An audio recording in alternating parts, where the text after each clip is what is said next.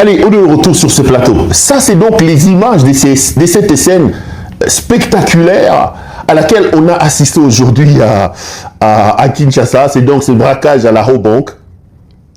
Mais je vais vous dire deux, trois choses. Remarquez une chose.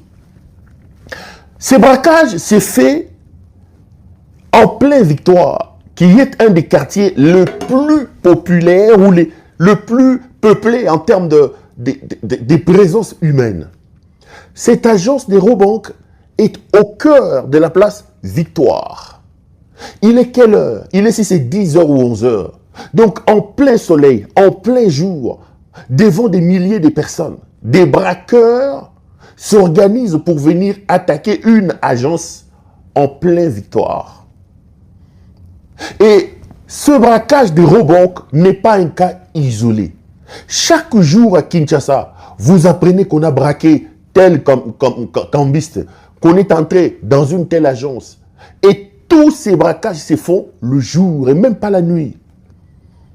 Donc au Koulouna, à l'insécurité liée à la police qui demande énormément d'argent, aux embouteillages, aux problèmes des paiements, des manques de paiement des salaires, à la complication de cette escroquerie qu'ils appellent chute des dollars, pour laquelle j'ai réservé toute une émission la fois dernière.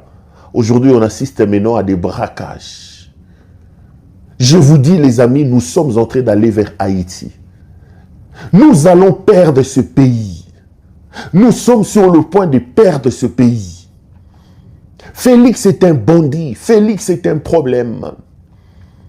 Félix est un ennemi. Il faut le considérer comme tel. Cet homme est un ennemi. Congolais de partout, tu es, lève-toi. Tous les éléments constitutifs de l'État, le pouvoir, la puissance de l'État, la force, l'État qui est l'élément régulateur de la vie en société, le patron, le boss organisateur de la vie en société, l'État a perdu de sa superbe, l'État a perdu de son aura à cause de ces gens de la pègre bruxelloise qui n'ont pas été créés, qui n'ont pas des agrégats, qui n'ont pas l'ADN, qui n'ont pas été sculptés pour gérer la République.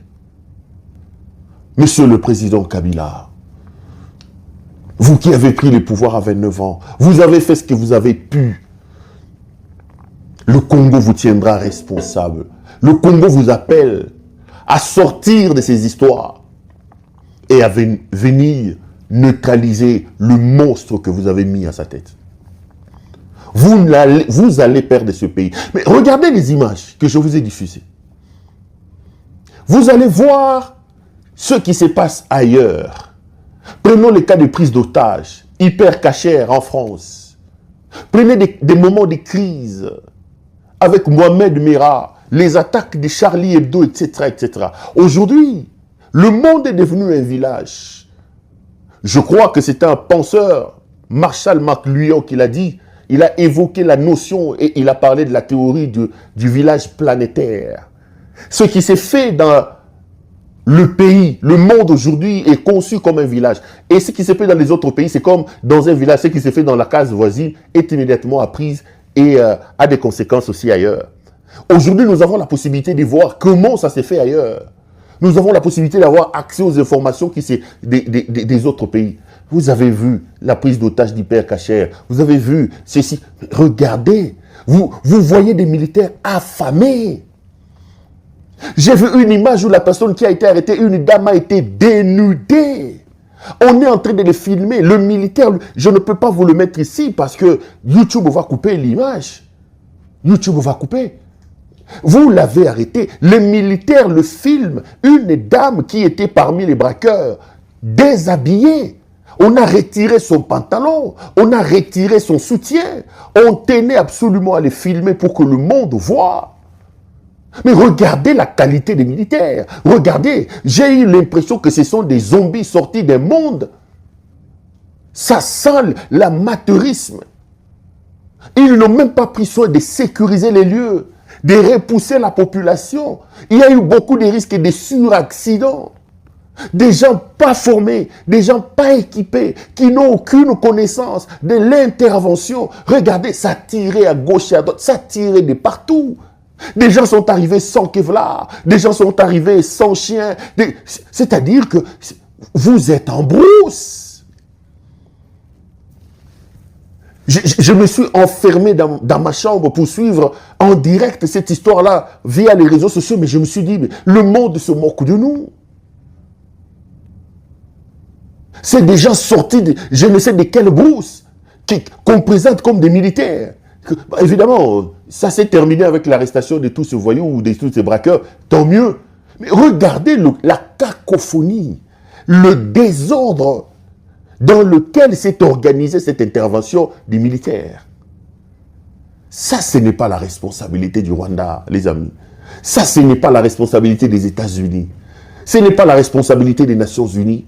C'est notre responsabilité à nous, comme pays. C'est notre responsabilité à nous, comme peuple, de se dire trop, ça n'est de trop. Moi, ce qui me fait mal, c'est que ce bandit d'Helmut Ngeleka, c'est un homme qui a vécu 40 ans durant à l'extérieur du pays. Il a vécu en Belgique, il sait comment ça se passe là-bas. C'est des scènes auxquelles il a assisté. Le pays va mal, mes frères. Et aujourd'hui, croyez-moi, le mal congolais s'appelle Félix Antoine Tshisekedi Tshilombo.